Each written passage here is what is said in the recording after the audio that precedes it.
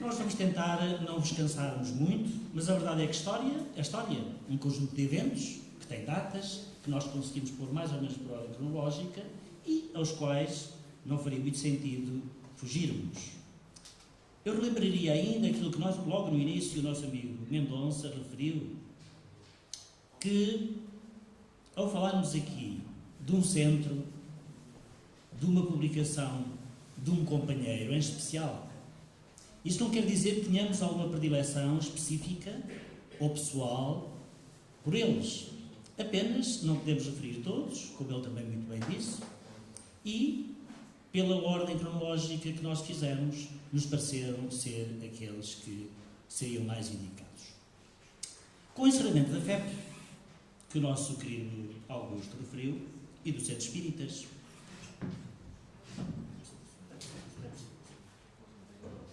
não, diz que não me veem lá atrás. Bom, está bem, eu depois aqui em cima de um banquinho. Eu nasci pequenino, cresci um pouco, mas não tanto.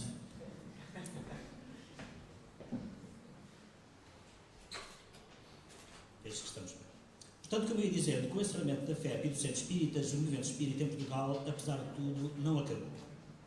Aqueles que passaram como nós por esse período de antes do 25 de Abril têm noção das dificuldades em se driblar as ideias dominantes, já que a PIDE tinha agentes até nos nossos círculos de amigos. Mas os espíritas, apesar das dificuldades, continuaram lutando por os seus ideais e levando a cabo iniciativas que permitiram que o movimento continuasse. Referiremos algumas das ações levadas a cabo por estes valorosos companheiros que vivenciaram um regime em que tudo era silenciado ou censurado pela PIDE. Nós congratulamos-nos pelo facto do nosso querido Augusto, que andava muito preocupado com a sua voz, ter conseguido chegar ao final espetacularmente bem, mas eu estou a ficar com a minha a falhar um bocadinho. Peço desculpa, mas isto, a idade já não é. Quando a FEP e os centros espíritas foram considerados ilegais, havia alguns órgãos espíritas noticiosos que continuaram em atividade, permitindo assim algum intercâmbio no movimento, dando notícias de tudo aquilo que se ia passando.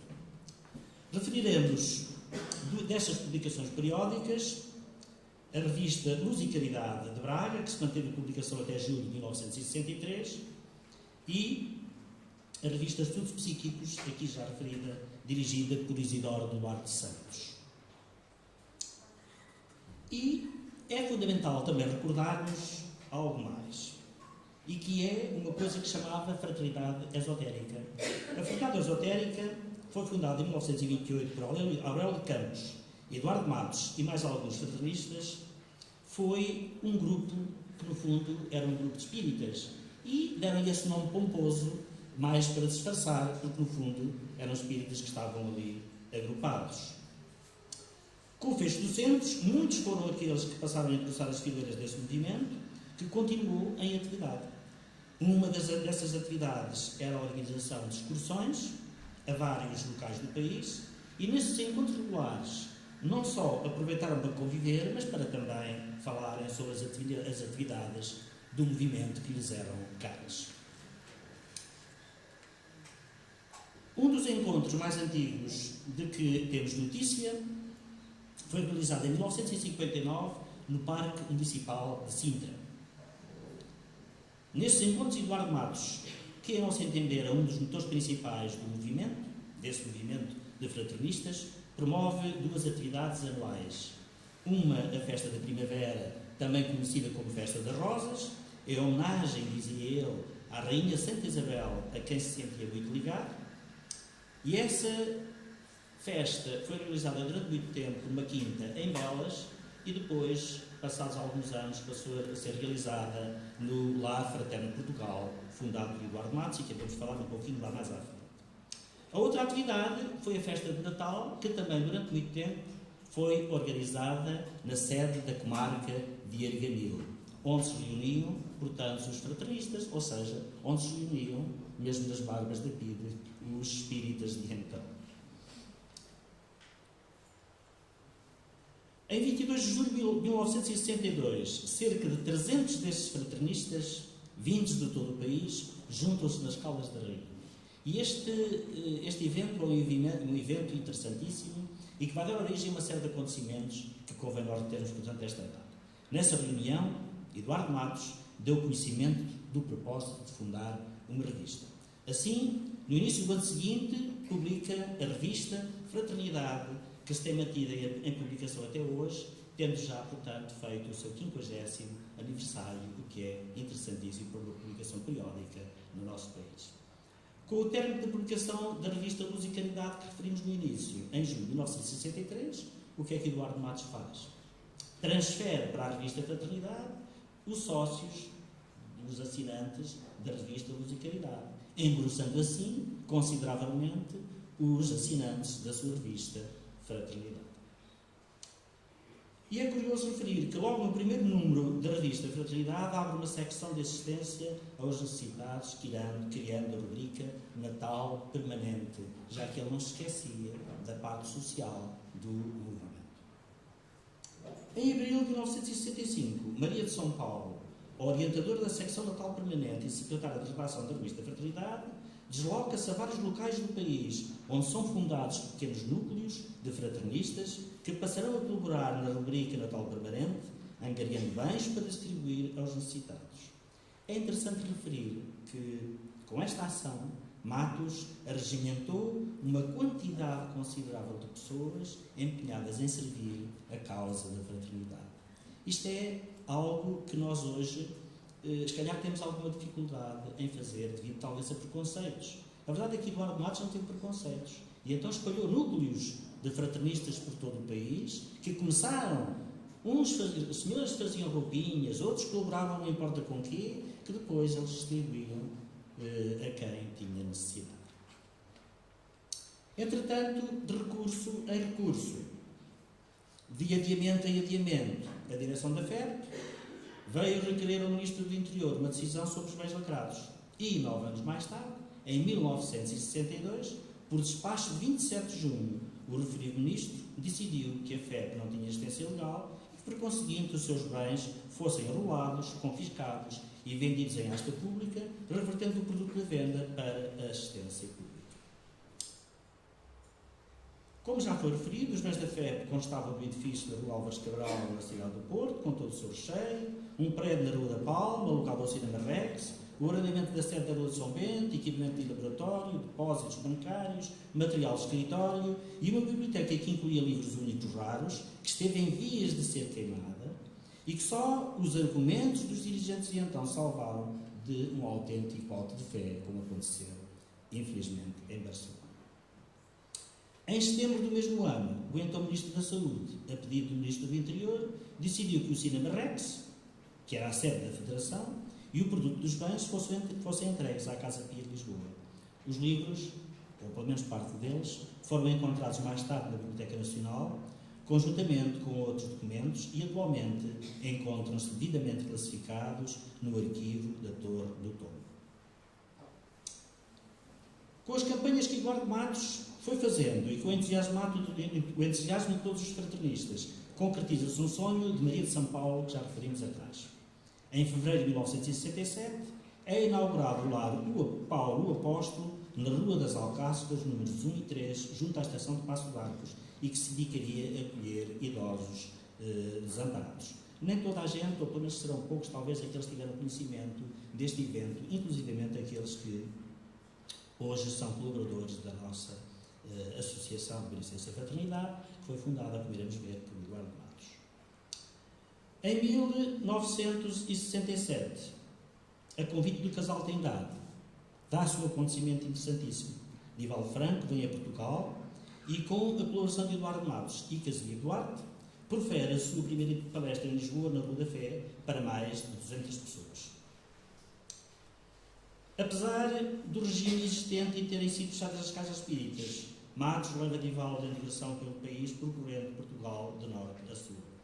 Como lar, Paulo Apóstolo acabaria por seguir destinos que não agradaram Eduardo Matos. Em janeiro de 1968, revela nas páginas da sua revista Fraternidade ter a intenção de fundar um lar, sim, para idosos, mas apoiado por uma instituição. e então fomenta a criação de uma associação para que esse lar tivesse a possibilidade de se ingrar, porque o primeiro, aparentemente, seguiu caminhos que a ele não lhe agradaram. E assim, nasce em 1969 a Associação de Beneficência e Fraternidade, cujos estatutos, pois é, foram aprovados pelo Sr. Ministro da Saúde e Assistência em 20 de janeiro de 1969 e publicados em Diário do Governo em 12 de fevereiro de 1969. Que saibamos, este terá sido o único centro que, após o fecho da Federação e dos Centros Espíritas em Portugal, e antes do 25 de abril de 74, foi fundado com estatutos aprovados e registados. Isto é algo extraordinário. Como curiosidade, referiremos, e o nosso amigo Augusto está muito interessado em que eu refira isto, que para Presidente da Comissão Instaladora da Associação de Beneficência e Fraternidade foi nomeado Casimiro Duarte. Pois é, eles eram mesmo fraternistas e não tinham pruridos. Atacavam quando era necessário atacar. Então Casimiro Duarte, que estava vinculado, como sabemos, ao Centro Espírita Perdão e Caridade, foi nomeado para Presidente desta Comissão. E foi também ele que foi nomeado para primeiro Presidente da direção da Beneficência e Fraternidade. Isto é algo interessantíssimo. Não é? Entretanto, e logo de seguida, Eduardo Marques, através da Rubrica Natal Permanente, funda a distribuição da sopa aos pobres. Também pensamos que esta terá sido a primeira associação a fazer uma distribuição de sopa aos necessitados. Quando, em 1970, por generosidade de Casimiro Duarte, Jorge Rizinho vem a Portugal, aliás, vem do Brasil para uma visita a Portugal, Matos espera no aeroporto e no seu carro leva-o em digressão por várias cidades do país. Já o tinha feito com Divaldo e fê-lo agora com Casimiro Duarte. Decididamente, Matos não tinha medo da PIT. Não se preocupava nada com a PIT. E com o regime. Fundamentalmente com o regime. Por gestão do seu grande amigo, professor Francisco Cabrita, Eduardo Matos organiza um simpósio neo-espiritualista único no país, nos dias 27 e 28 de maio de 1970, colocando frente a frente as 4 grandes escolas neo-espiritualistas existentes então: o esoterismo, a corrente Rosa Cruz, a teosofia e o espiritismo.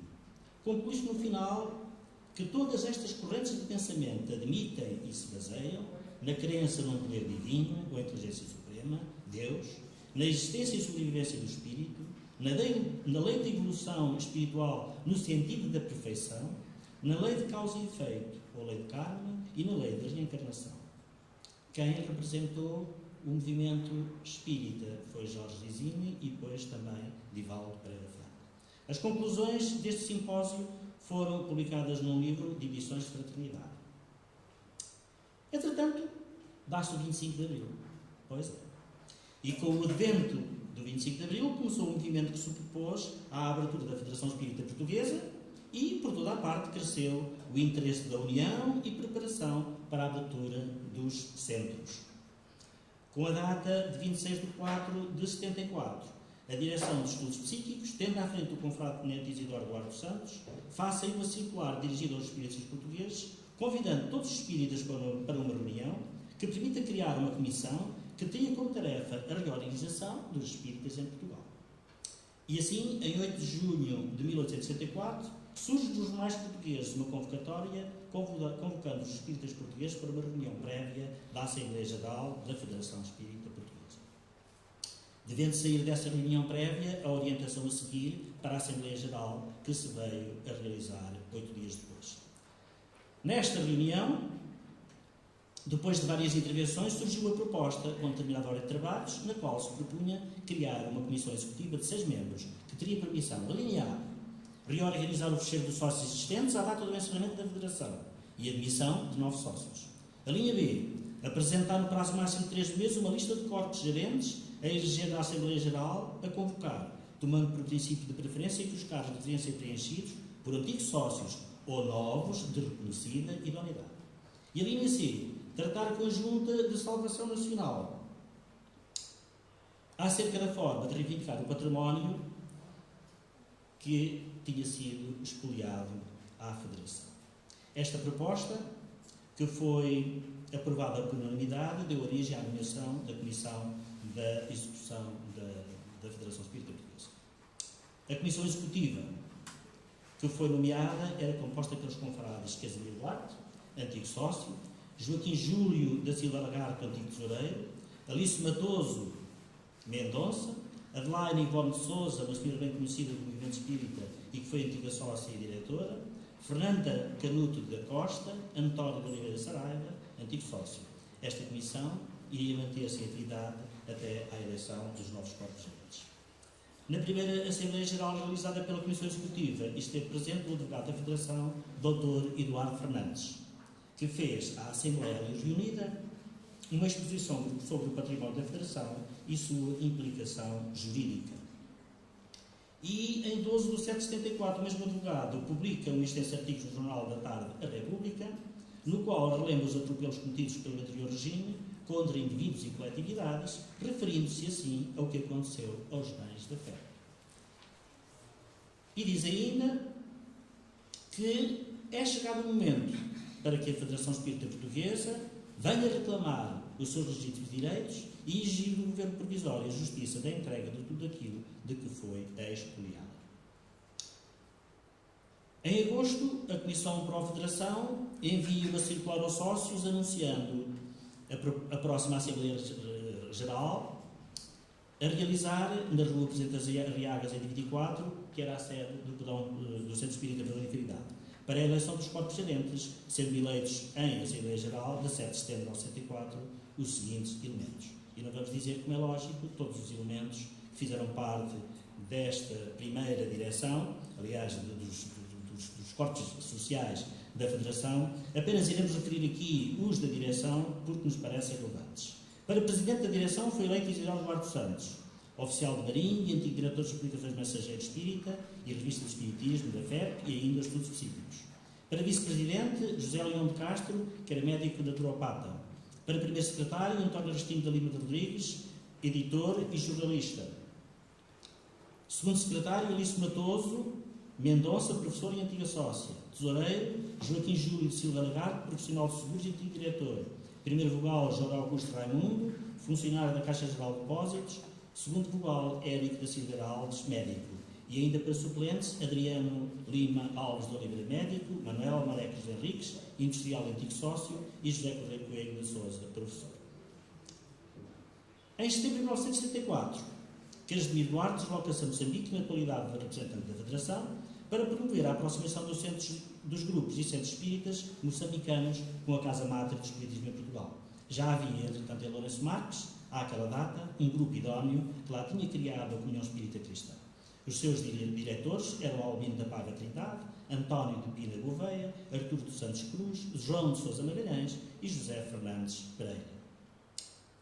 E em outubro de 74, em artigo publicado na revista Fraternidade, da ABF, de Lisboa, o professor José Francisco Cabrita alerta para a necessidade de serem alterados os estatutos da Federação de modo a incentivar o espírito associativo de norte a sul de Portugal, pois, pelo menos no entender dele, como estes se encontravam estruturados, aparentemente apenas beneficiavam os espíritas de Lisboa. É interessante nós referirmos este grande trabalhador da causa espírita em Portugal. Ele que foi, como aqui já foi referido, um dos principais motores dos congressos espíritas do Algarve. Ele que foi o fundador da revista Ecos do Além. Ele que fez tudo aquilo que também aqui foi já referido para que fosse, de algum modo, feito o primeiro congresso e portanto, criada a Federação. Até desencarnar, esteve sempre nas linhas da frente, tudo fazendo e promovendo para que o movimento tivesse união. E isto é importante que fique referido.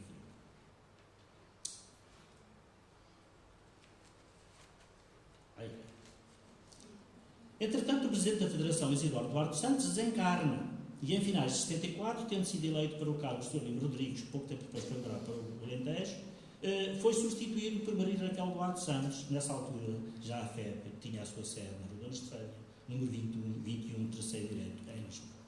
Nas revistas Estudos Psíquicos de janeiro e fevereiro de 75, informa-se que depois de várias consultas e conversações efetuadas com autoridades governamentais, foi finalmente presente ao Sr. Ministro da Administração Interna todo o processo reivindicativo do património da Federação. Portanto, em 75 foi presente ao Sr. Ministro da Administração Interna aquilo que os espíritas queriam, que era procurar reaver os seus bens.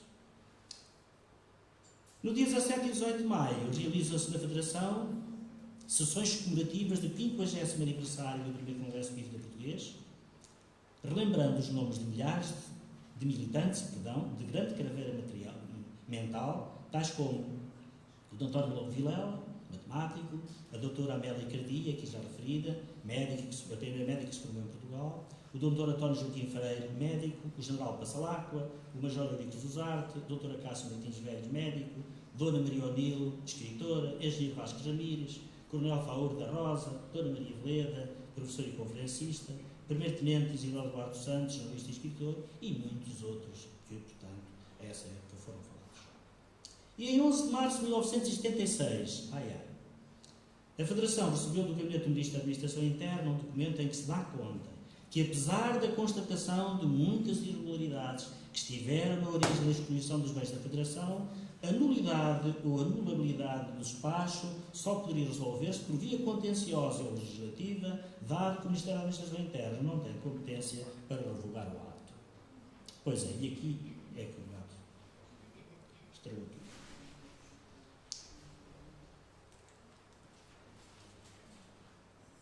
E em julho de 1966, a Federação adquiriu nova sede na Avenida Miguel Bombarda, número 137 Direito, onde ficou poucos meses, porque logo em abril, no ano imediato, a direção informa que decidiu transferir a sua sede para a Rua Maestro de Freitas Branco, 24 Arras, São Maria, São Mamede, onde acabará por ficar até à década de 90. Relembrar também que neste local estava sediado o Centro Fraterno União Espírita, fundado em 1975, e que em 77 viria dar origem à Associação Espírita de Lisboa. E então é giro que portanto, a direção da Federação esteve ali sediada durante muito tempo. Em março de 1976, Eduardo Matos abre o Lar Fraterno Portugal, que ele tanto queria. Isto em São Pedro de Sintra, que, segundo afirmações feitas mais tarde, foi também uma inspiração que ele teve da mentora Isabel de Aragão. Em 2013, infelizmente, esse lar teve de fechar por imposição da Segurança Social, devido a algumas barreiras arquitetónicas existentes e incompatíveis com os idosos, que não dava para alterar sem que se fizessem modificações profundas no edifício, que era uma moradia antiga, e que o próprio PDM de Sintra não permitia. Matos, entretanto, promove excursões à Espanha, fomentando o intercâmbio com os confrades espanhóis de Madrid, Viena e Vigo, etc., que são por ele convidados a vir a Portugal, sendo recebidos no Lar Fraterno Portugal. Em março de 77, num artigo publicado na revista Estudos Psíquicos, o professor José Francisco Cabrita, uma vez ele, apela para que todos os espíritas portugueses organizem os seus centros e os seus grupos de atuação, seguindo os planos de orientação da Federação, de modo a que se trabalhe para a realização de uma frente de união entre todos. Em julho de 77, Francisco Thyssen, presidente da Federação Espírita Brasileira, na companhia de Divaldo Franco e Maria Raquel Duarte Santos, fazem uma digressão pelos centros espíritas de norte a sul de Portugal. E, entretanto, em Assembleia Geral de 16 de dezembro de 77, são aprovados novos estatutos da Federação que passam a constituir a lei orgânica da Federação Espírita Portuguesa e revogam, assim, os estatutos de 1926. Entretanto, como nasce a União Espírita do Algarve? Na primavera de 1978, Julieta Marques recebe uma carta da Federação Espírita Portuguesa da parte de Maria Raquel Duarte Santos, que então era presidente da direção, em que perguntava quantos espíritos existiam no Algarve, faziam, quem eram, se existiam alguns grupos minimamente organizados, etc, etc. Julieta Marques lembrou-se que havia, àquela época, duas revistas em circulação, Estudos Psíquicos e Fraternidade. Nada melhor do que dirigir-se aos seus diretores e pedir uma lista com o nome dos assinantes do Algarve. Depois de obter os contactos, escreve cartas aos signatários e marca uma reunião a que comparecem mais de 100 pessoas. Palma Cláudio, Renato de Almeida, Julieta Marques, entre outros, sugeriram que se formasse uma comissão para se criar o Secretariado Espírita do Algarve, organismo esse que os representados junto à Federação Espírita Portuguesa e junto a todo o movimento espírita renascente. Lourdes Carrusca foi indigitada para fazer parte dessa comissão, sendo o seu papel relevante para o êxito que a União Espírita Algarvia viria a ter. Assim, por escritura pública definitiva, realizou-se em 1968 a União Espírita do Algarve. Em novembro de 79, foi entregue no Ministério da Administração Interna um processo acompanhado do parecer jurídico elaborado e assinado por 2 advogados, a fim de se tentar reaver os bens da Federação. Das frequentes viagens que efetuava ao Brasil, Casimiro Duarte não prescindia da sua visita à casa do professor José Plano Pires, de quem era muito amigo.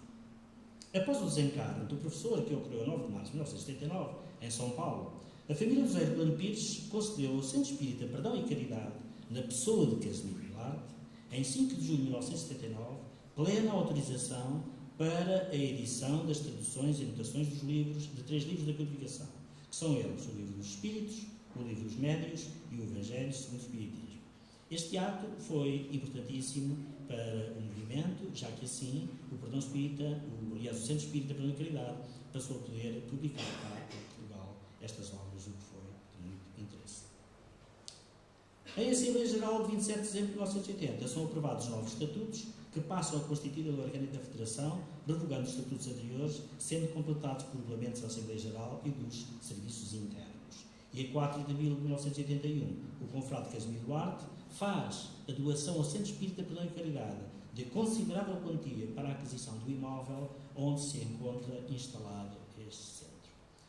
Outro grande premérito que doa, portanto, parte dos seus bens para que um centro consiga seguir.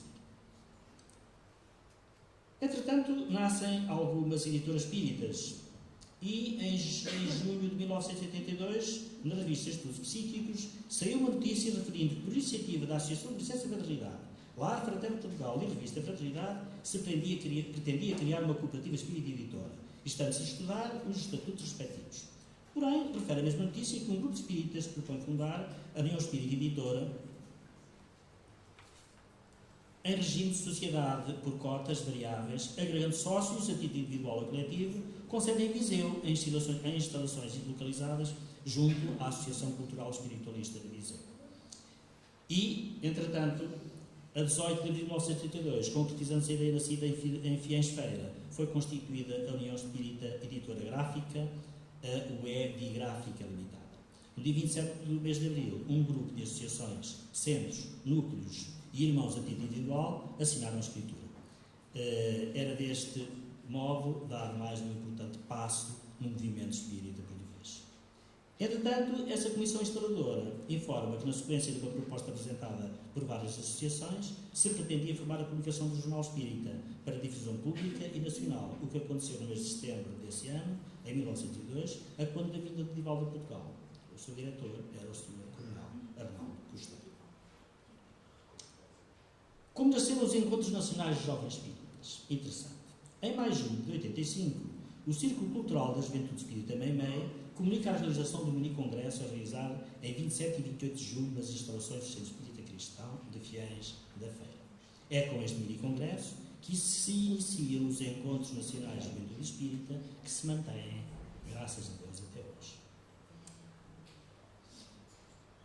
Entretanto, no dia 6 de março de 86, finalizou-se juridicamente a Federação Espírita Portuguesa por escritura notarial no 10º Cartório Notarial de Lisboa e que foi subscrita pelas seguintes instituições federadas: Fraternidade Espírita Cristã, de Lisboa, Núcleo Espírita Cristão, do Porto, Centro Espírita Perdão e Caridade, de Lisboa e a Associação Espírita de Lagos. Estas instituições, através de uma comissão representativa por elas nomeada em reunião de 24 de março, procederam à organização do processo eleitoral para a eleição dos corpos gerentes do biênio de 86 e 87 da Federação Espírita Portuguesa, que se realizou a 25 de maio de 86. Em 22 de janeiro de 89, em Madrid, foram aprovados os estatutos da Confederação Espírita Europeia, com a participação da União Espírita Belga, representada por Pierre Cajot e Roger van der Hoven, a Federação Espírita Espanhola, representada por Rafael Gonçalves Molina, o seu presidente, e a União Espírita Francesa e Francófone, representada por Roger Pérez, presidente, a representar a Federação Espírita Portuguesa, e esteve lá o Sr. Manuel Santos Rosa, que era na altura o presidente. Aqui uma coisa que não está a andar. Bom, eu é que já estou com falta de força, isto já não vai. Muito bem. Entretanto, numa Assembleia Geral realizada em Leiria, em dezembro de 1992, para a eleição dos novos corpos sociais, foram eleitos os primeiros jovens para os corpos diretivos da Federação Espírita Portuguesa. Foi esta direção que promoveu o segundo Congresso Nacional do Espiritismo, realizado em Lisboa, de 8 a 10 de dezembro de 1994, no Salão do Hotel Meridian, com lotação esgotada. Foi um evento muito interessante e que também teve um enorme sucesso. Foi durante a realização deste congresso que o engenheiro Vítor Féria, um dos membros do Conselho Diretivo, reuniu com os dirigentes das associações para lhes falar da possibilidade de um donativo e empréstimo de um anónimo para que a Federação Espírita Portuguesa tivesse uma sede própria. A aquisição do imóvel foi confirmada poucas semanas após, ainda por Vítor Féria, numa reunião antecipada, aliás acontecida, no Centro Espírita Perdão e Caridade de Lisboa, com um apelo às associações presentes para colaborarem com donativos para que a Federação pudesse rapidamente pagar o valor do empréstimo que lhe fora feito. E, a partir de 1986, a Federação mudou-se oficialmente para estas instalações, onde nós nos encontramos.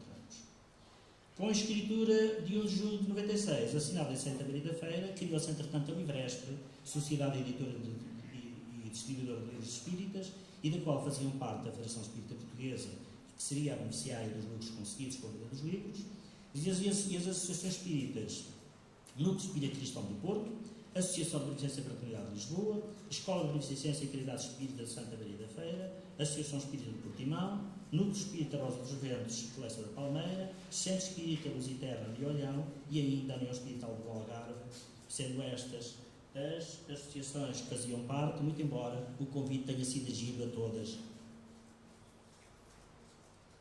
as outras associações e centros existentes ao longo.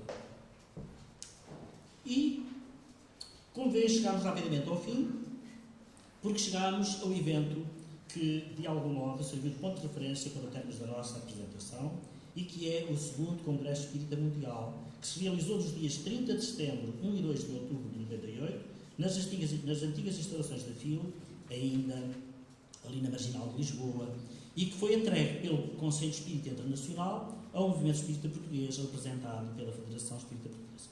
Este congresso foi, sem dúvida, um evento extraordinário que se deveu, em grande parte, ao entusiasmo de João Xavier de Almeida, então Presidente da Direção da Federação, e do Comissário-Geral do Congresso, Adriano Barros, que todos nós nos lembramos. Estiveram ali reunidas 3.047 pessoas, espíritas, diríamos nós, de 27 países. Só de Portugal eram cerca de 1.000. Isto é extraordinário.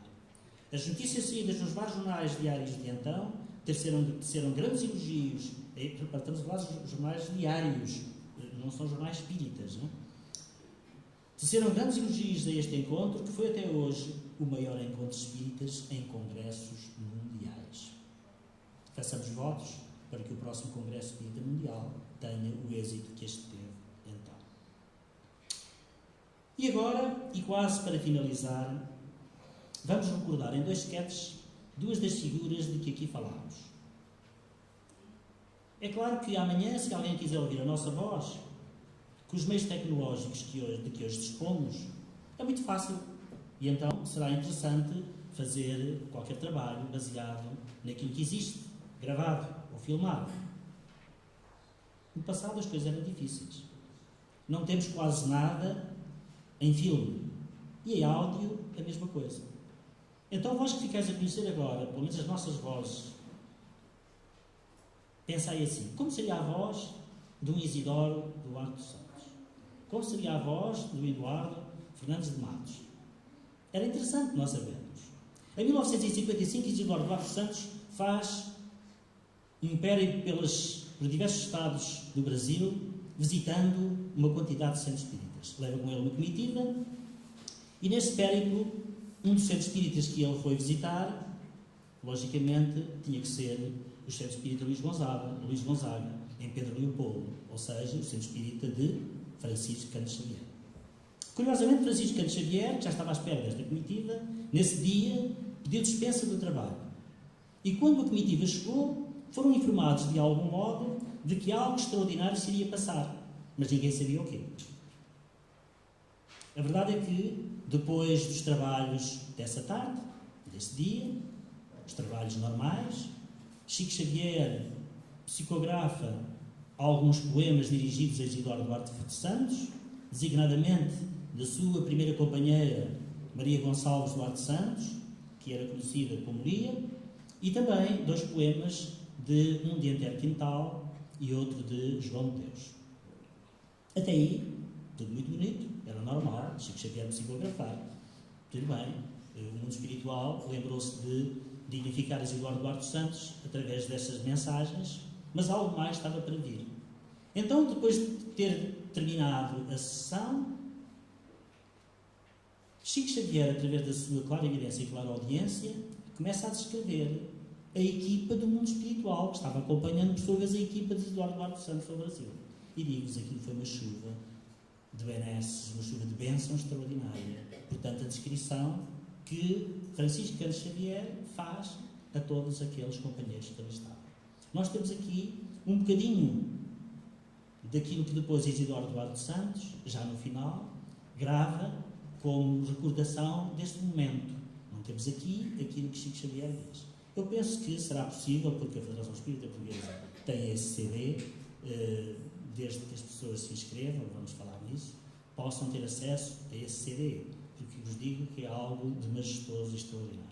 Então vamos ouvir aqui agora de seguida um bocadinho então de Isidoro Duarte Santos e depois um pequeno sketch de Eduardo Matos e depois então um sketch final em que iremos terminar a nossa intervenção. Como é que eu consigo chegar? Cadê o rato?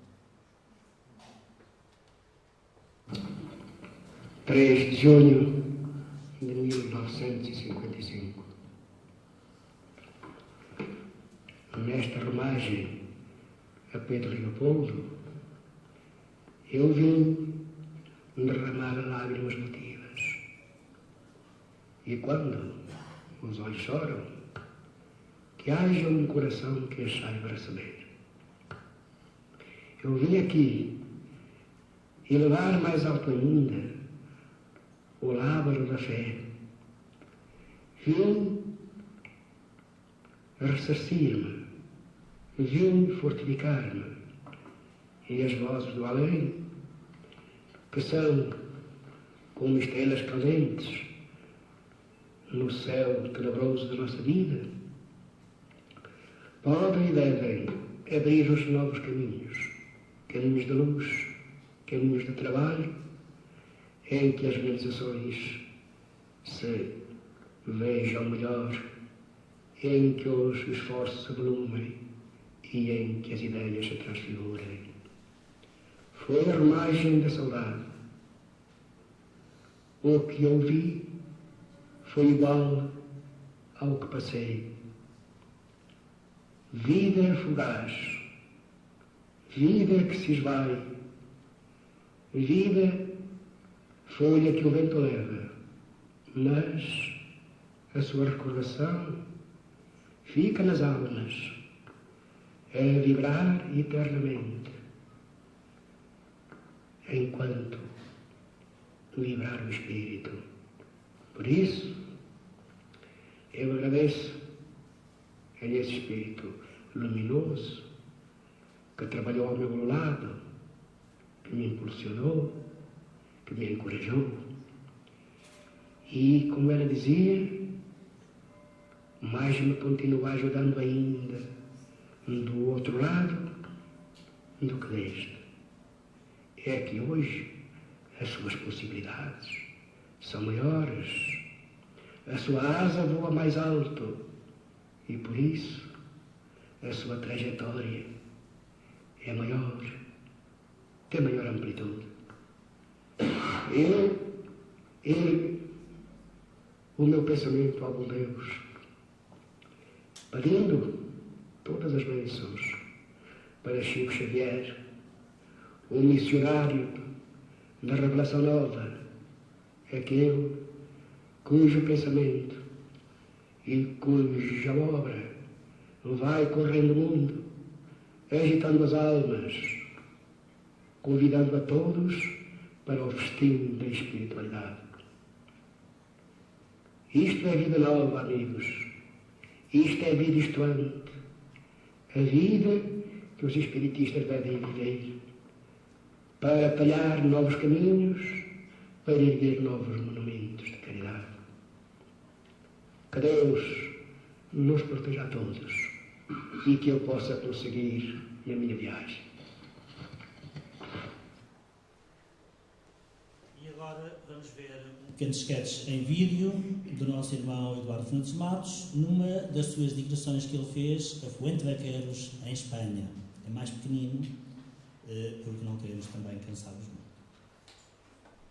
Que em 1982 realizou-se na nossa sede, na sede do nosso Lar Paterno, em Sintra, um encontro com outros simpósios, um encontro com os nossos irmãos de Vigo e com os nossos irmãos de Vilhena. Os nossos irmãos de Vilhena. Depois desses irmãos, cantaram, deram as mãos e fizeram promessas. As promessas de que todos nós, portugueses e espanhóis, nos devíamos encontrar de vez em quando, ora em Portugal, ora em Espanha, para organizarmos o primeiro congresso luso-ibérico. O primeiro congresso em Portugal, em portugueses e espanhóis. Pois nós, meus irmãos e irmãs, estamos a treinar para isso. E espero que todos cooperem e vamos para a frente para que a nossa doutrina seja uma doutrina de amor, uma doutrina de paz, uma doutrina de luz, uma doutrina de verdadeira fraternidade. E então que Deus nos acompanhe para levarmos por diante os nossos objetivos, os nossos desafios. E chegamos ao final desta nossa caminhada pela história do movimento espírita em Portugal. E para terminar, e para a nossa reflexão, citaremos agora as seguintes palavras do admirável médico, aqui já referido, e escritor Dr. António Joaquim Freira, escritas há mais de 70 anos, mas que refletem uma verdade inquestionável. Os espíritas da moderna geração não podem avaliar devidamente a coragem, o desassombro, a dedicação dos antigos pioneiros do espiritismo em Portugal para enfrentar e vencer o ridículo, o sarcasmo, as prevenções de uma sociedade fanatizada por incongruentes dogmas religiosos ou eivada de preconceitos agnósticos. Os propagandistas vindos das profissões liberais foram os que mais sofreram na propaganda do espiritismo, quer na sua dignidade, quer nos seus legítimos interesses profissionais. E mais, as novas gerações entram agora no espiritismo através dos arcos do triunfo e dos pórticos dourados, enquanto que os antigos pioneiros tinham de passar na sua propaganda pelas forças caldinas forjadas de humilhações, de angústias e de prejuízos de toda a ordem. Honra e glória aos velhos e destemidos pioneiros do espiritismo que souberam sacrificar-se pelo nosso nobre ideal, suportando afrontas e vexames. Lembrando-os com respeito, como aqui também já foram lembrados na oração que o nosso querido amigo Vítor fez no início. Portanto, lembrando-os com respeito e carinho, e levemos os nossos pensamentos a Deus, nosso Pai Celestial, agradecendo-lhes por termos o privilégio de ser seus continuadores e pedindo-lhes suas bênçãos para todos estes valorosos companheiros de ideal.